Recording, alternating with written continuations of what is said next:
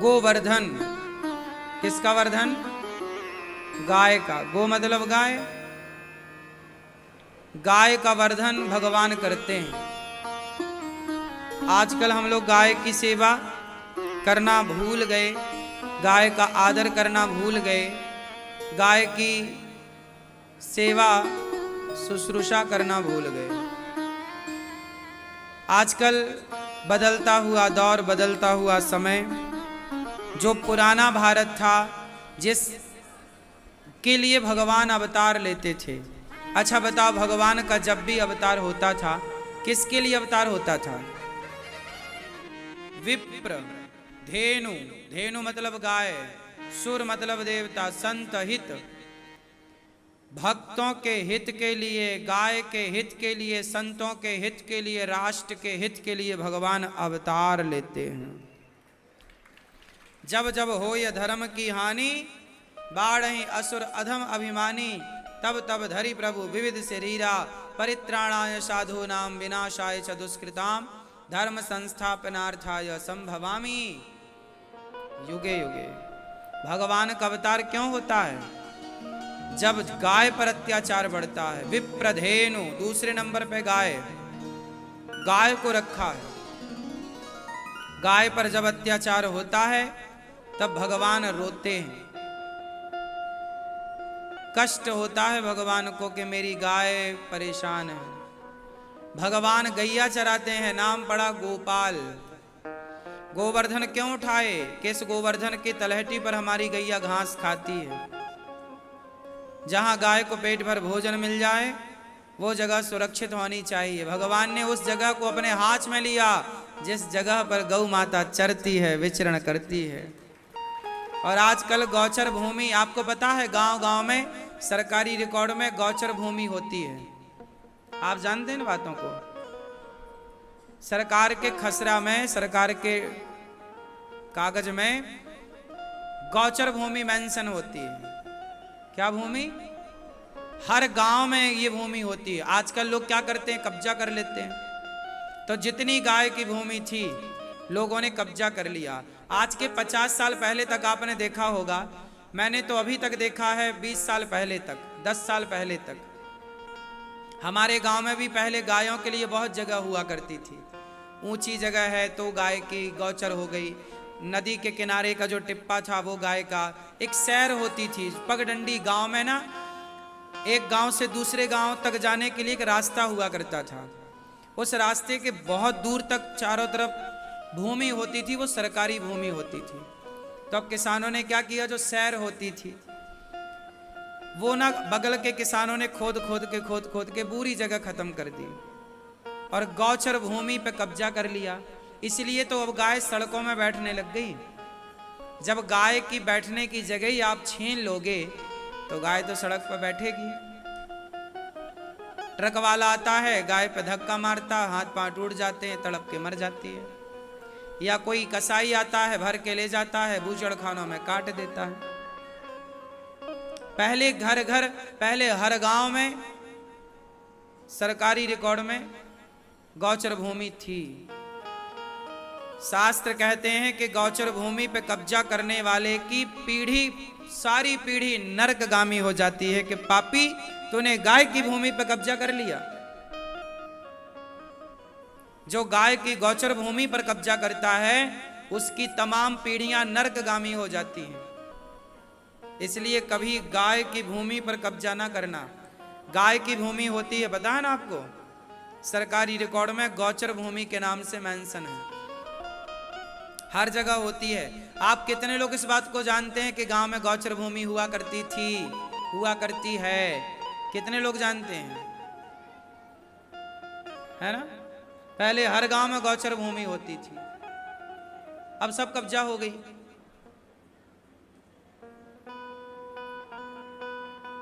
सरकार को चाहिए कि उस भूमि को फिर कब्जा मुक्त करा के और वो गाय को दे देना चाहिए। वहां गाय बैठे, वहां गाय खाए, उसी पे गाय रहे। फुटपाथ पे क्यों घूमे? अब गाय को चरने की जगह ही तो नहीं बची, कहां चरे, कहां जाए? इसलिए भगवान गौचर भूमि गोवर्धन पर्वत क्या था, वहां उस पर्वत पे गैया चरती थी। तो भगवान कहते हैं जिस पर गाय चरती उस भूमि को मैं अपने हाथ पर उठा रहा हूं कि देखो आप लोग भी उस भूमि को बचाए रखना। ये बचाने का मैसेज था कि उस भूमि को बचाए रखना। भाई भूमि बचेगी तो गाय बचेगी। भूमि ही नहीं है गाय के लिए तो फिर गाय कौन रखेगा। गाय खरीदने के पहले तो ये व्यवस्था होती है ना कि चारा कहां से आएगा, भूसा कहां से आएगा।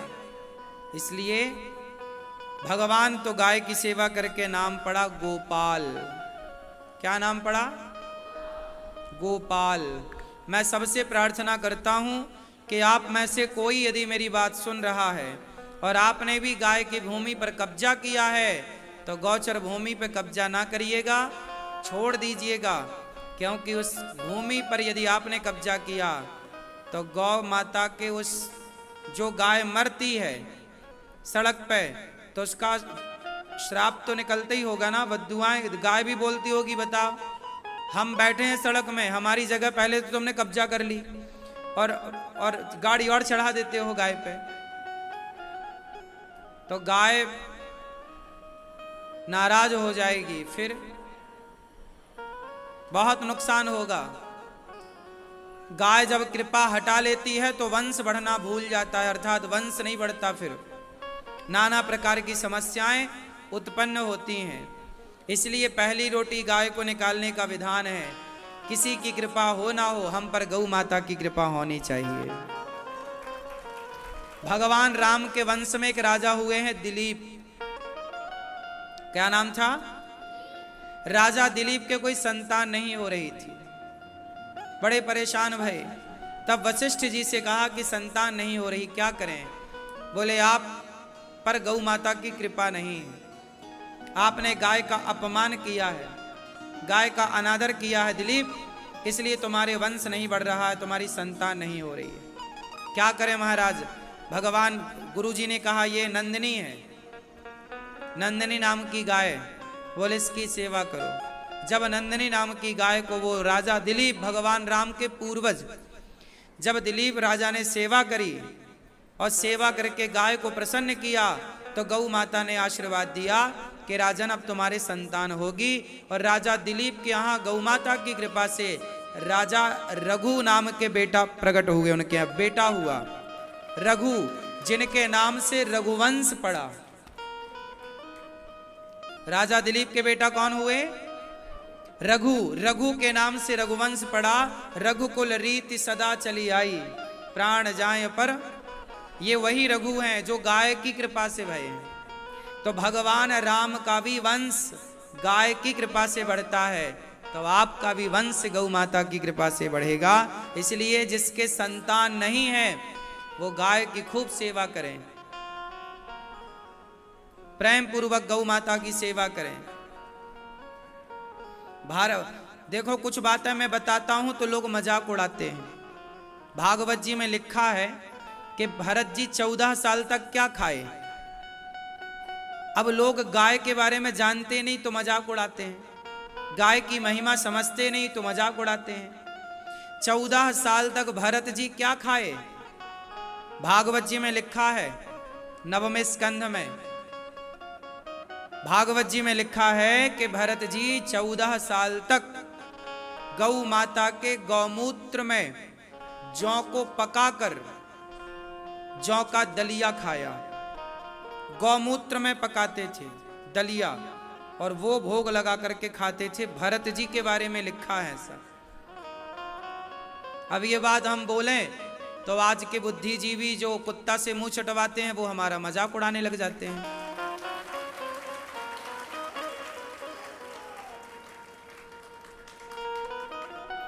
अब लोगों को कैसे बताएं कि ये परंपरा रही है, गौमूत्र सामान्य नहीं है। आज तुम साइंस की 4 बुक पढ़ने लग गए तो शास्त्रों को नकारने लग गए, यही तो तुम्हारा दुर्भाग्य है।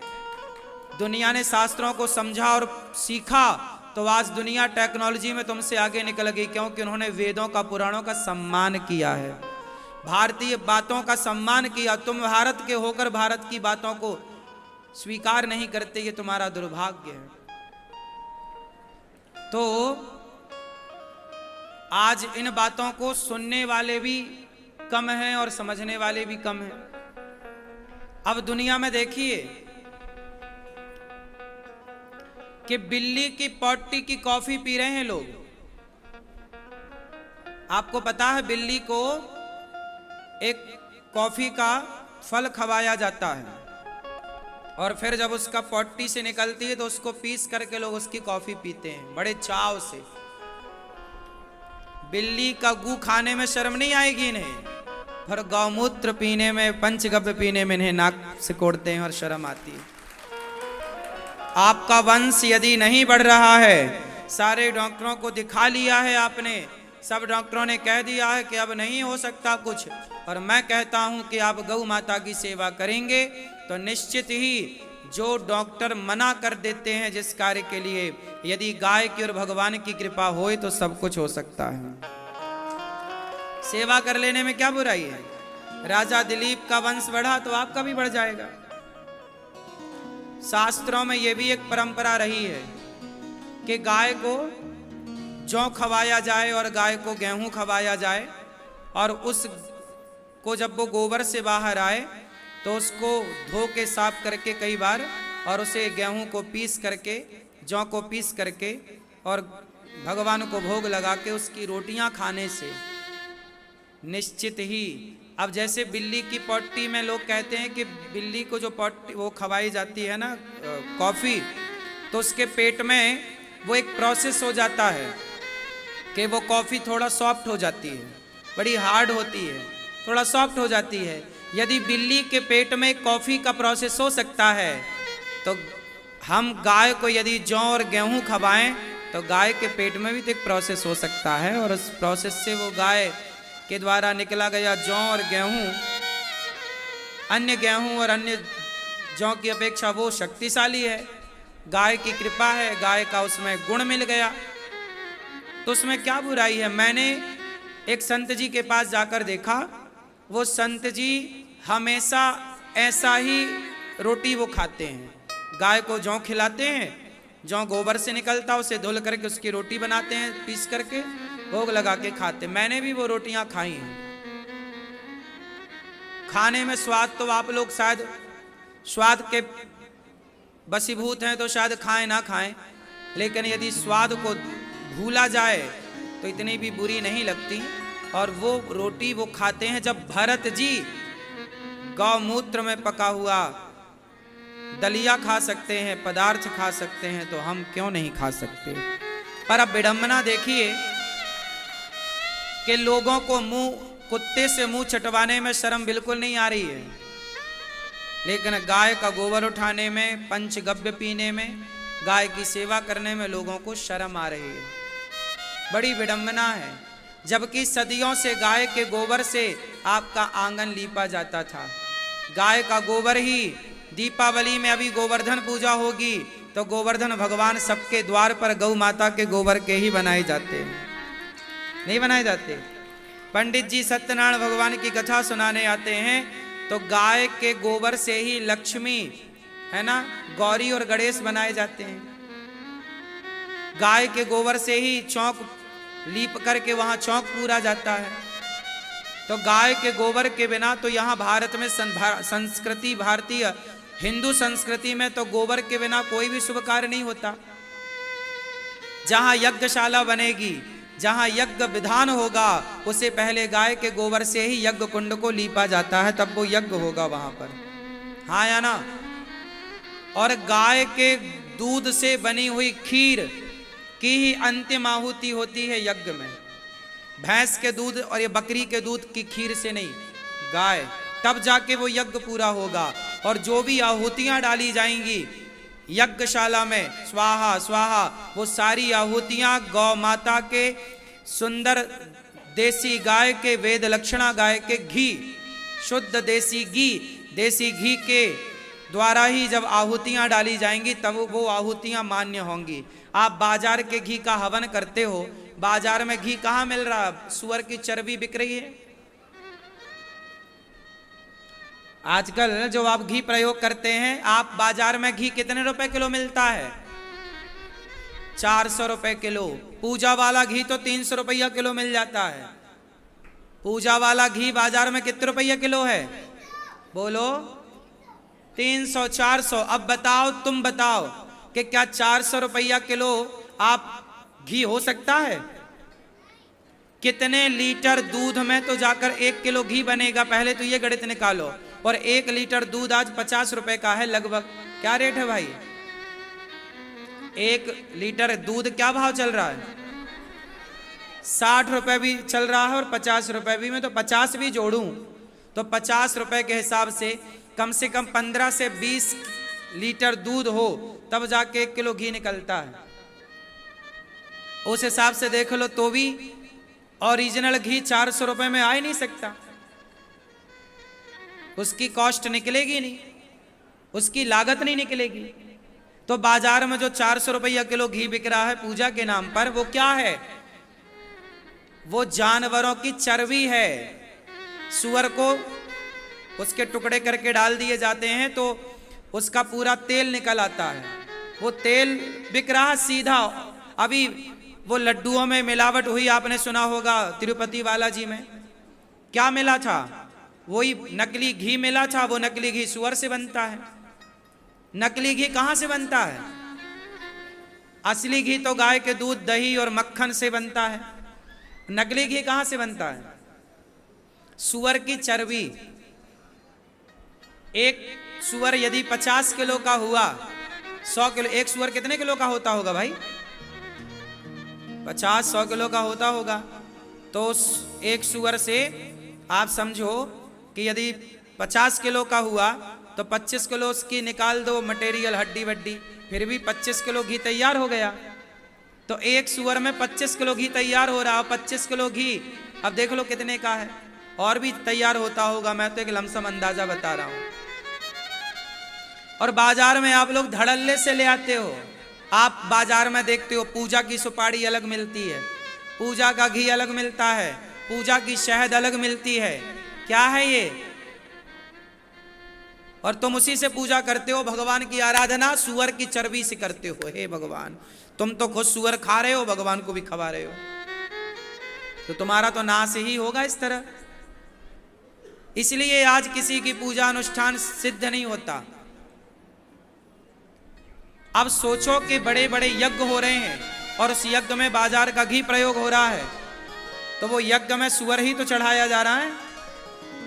इसलिए बाजार के घी का बिल्कुल प्रयोग बंद कर दो।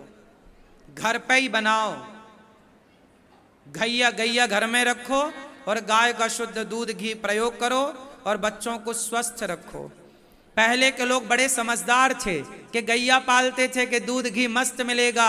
आजकल के लोग अपने आप को कहते हैं समझदार, पर पालते हैं कुत्ता। कुत्ता थोड़ी दूध दे देगा कि कुतिया दे देगी दूध।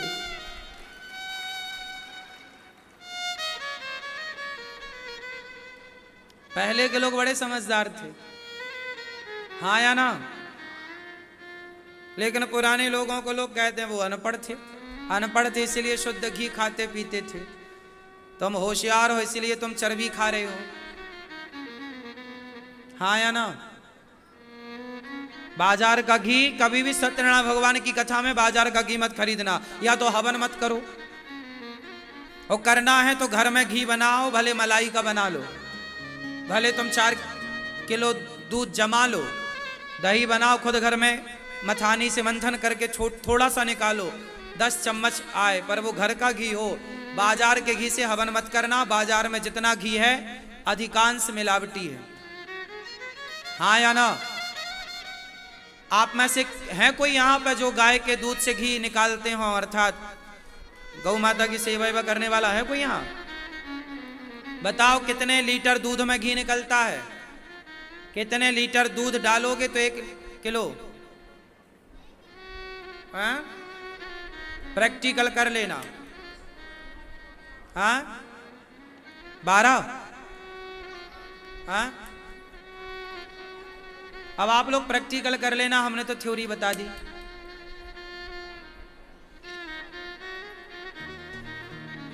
5 किलो घी में तो 1 लीटर 5 किलो दूध में 1 लीटर घी तो नहीं निकल सकता। हाँ, तो घर पे करना। बोलिए गौ माता की जय। मैया कहाँ चली? गौ माता की सेवा करने जाओ, सेवा करना गाय की, ठीक है? गाय की सेवा करना। गाय आज बड़ी परेशान है। गाय को राज्य माता का दर्जा महाराष्ट्र में मिला है। हम चाहते हैं पूरे भारत के कोने कोने में हर मुख्यमंत्री भारत को राज्य माता का दर्जा दें।